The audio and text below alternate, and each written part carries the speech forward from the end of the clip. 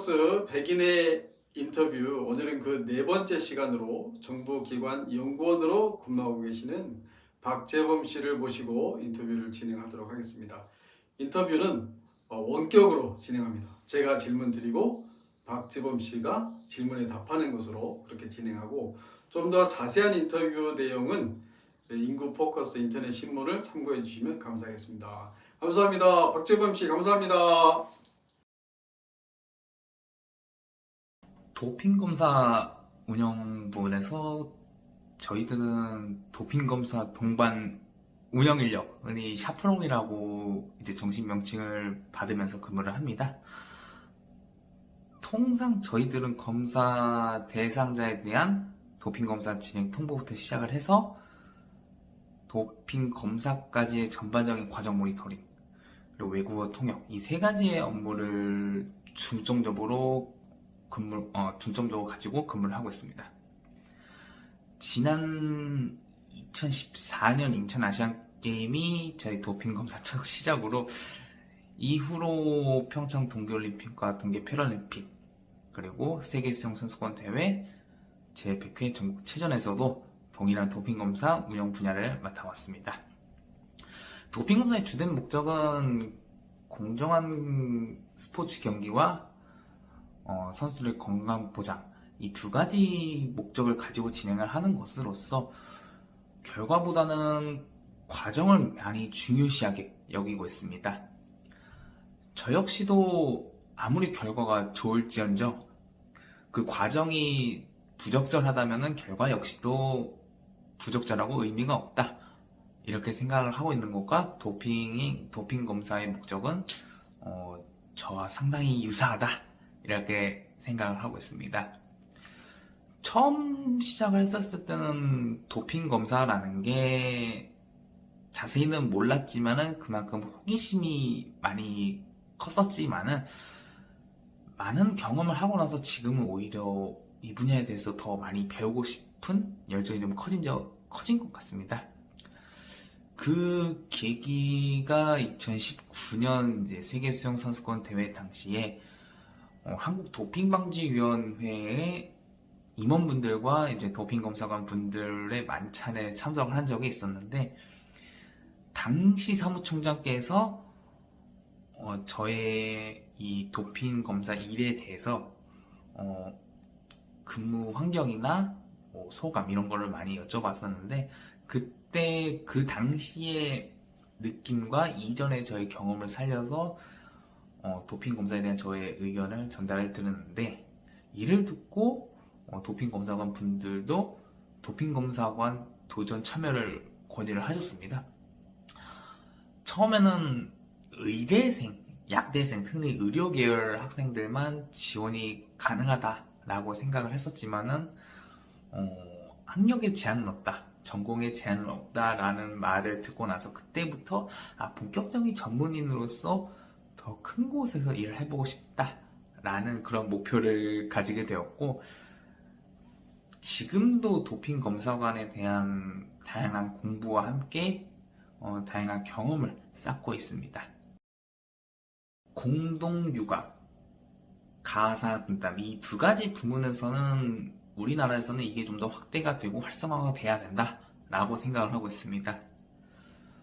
예전부터 남편은 바깥 사람, 즉 밖에서 경제활동을 하는 사람, 아내는 안사람, 즉 집에서 이제 가사를 담당하는 사람, 이렇게 많이 불리워 왔는데, 지금도 저는 그 단어가 아직도 좀 어색하고 좀 의구심을 가지고 있습니다.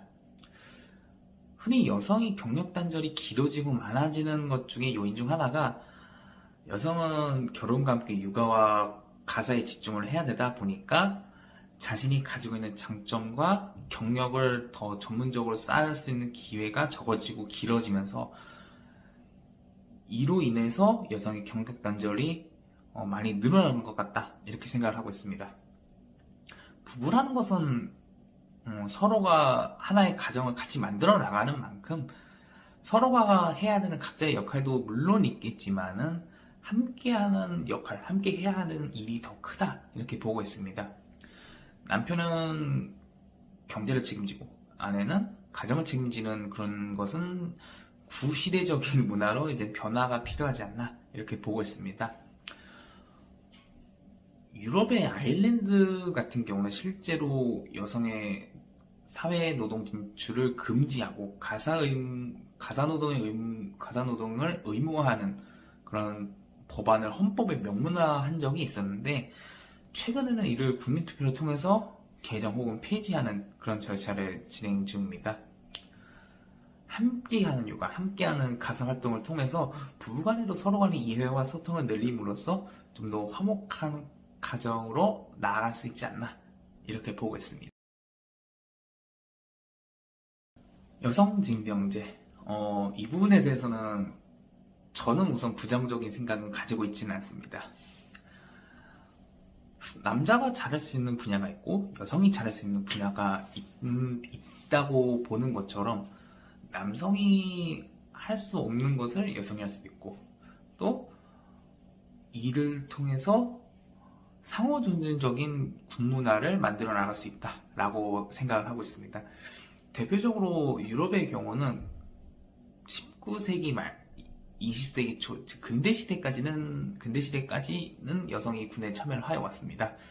당시에는 주로 비전투 분야인 이제 병사 상담, 의료, 보급 이 분야에서 주로 군복무를 하였는데, 현재 유럽의 노르웨이나 스웨덴 같은 일부 선진국들은 아직도 남성과 동일 혹은 유사한 복무 기간을 둠으로써 여성의 군사 복무를 의무화하고 있습니다.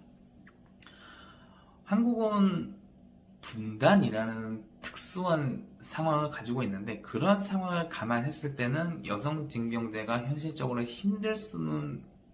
힘들지언정 최소한 전시 상황이나 이제 국가에 준하는 비이상 사태가 발생했을 때 징집을 의무화할 수 있는 그런 전시 징병제의 방향도 검토해 볼 수 있다라고 생각을 하고 있습니다. 실제로 전시 징병제를 시행하는 국가는 미국, 사우디아라비아, 이런 선진국들이 대표적으로, 미국의 경우는 2017년 연방의사당에서 국방수권법이라는 국방법 개정을 통해서 26세의 여성까지는 국가 비상사태 발생 시에는 군사복무를 의무화할 수 있는 그런 법안을 개정을 함으로써 징병대상 명부에 등록할 수 있는 그런 법적 제도를 마련을 했습니다. 하지만 여성징병제는 예전부터 우리나라에서는 국민적인 이견이 상당히 큰 만큼 신중한 접근이 필요하다라고 생각을 하고 있고, 또한 군내에 여군에 대한 부조리가 적지는 않은 만큼 군 자체에서도 양성평등 보장을 위한 이제 군사복무 제도 확대나, 이제 또 중앙정부나 지방정부 차원에서는 국민 간의 토론, 전문가와의 토론, 이런 다양한 소통의 활성화를 통해서 현재 가지고 있는 징병제도의 단점 보완과 함께 신중한 접근을 해야 한다, 이렇게 보고 있습니다. 현재 중앙정부나 지방정부에서는 다양한 지원 정책을 통해서 청년들의 결혼과 출산을 많이 장려는 하고 있지만은, 청년의 한 사람으로서 그러한 정책들을 보았을 때는 이러한 정책 방향에 의구심을 좀 가지고 있습니다. 청년들이 가장 원하고 가장 시급하게 해결해야 하는 고민 중에 하나가 바로 빠른 취업, 그리고 안정된 경제활동 보장, 이 두 가지를 많이 가지고 있습니다. 결혼과 출산, 이 두 가지는 적지 않은 돈이 들어가는 만큼 청년들이 지금 불안정한 구직과 경제활동의 상황에서 보았을 때는 이 불안정한 구직과 경제활동에 대한 개선이 보장되지 않는 한 이 상황에서 중앙정부와 지방정부가 청년들의 결혼과 출산을 유독 권장하는 것은 앞뒤가 맞지 않는, 즉 저등모순의 상황이라고 보고 있습니다.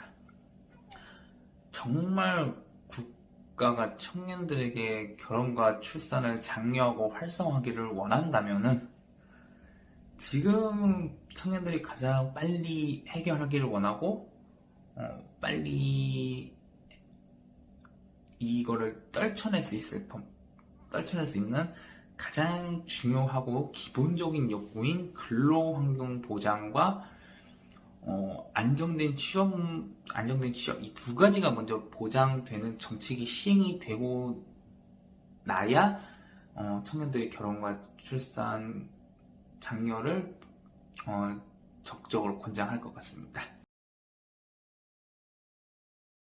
청년들의 결혼을 유도하기 위해서 가장 필요한 정책은 아무래도 경제활동과 개인활동의 균형을 주는, 즉 워라밸, 근로환경 보장이 우선시 되어야 한다라고 보고 있습니다.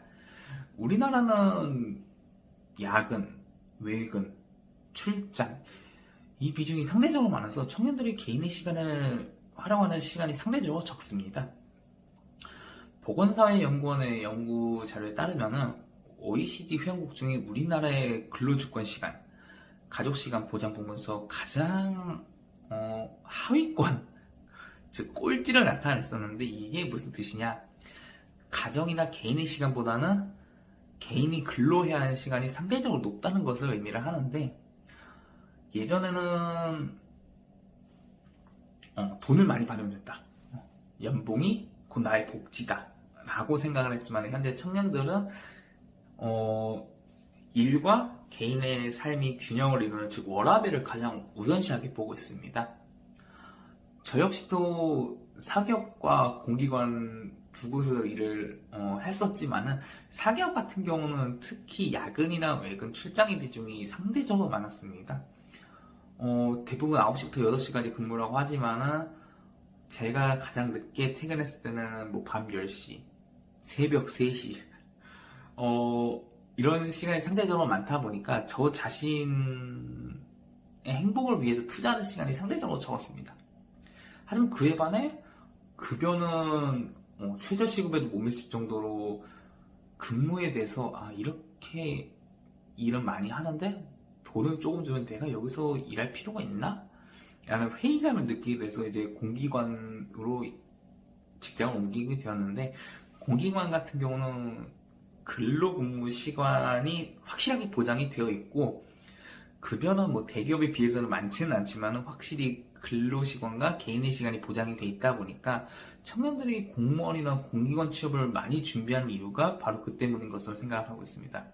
공기관이나 공무원은 급여는 적지만은 나 자신의 시간과 근무의 시간이 확실히 보장이 돼 있다 보니까 그쪽으로 많이 진출을 준비하는 경향이 없지 않아 있는 것으로 판단됩니다.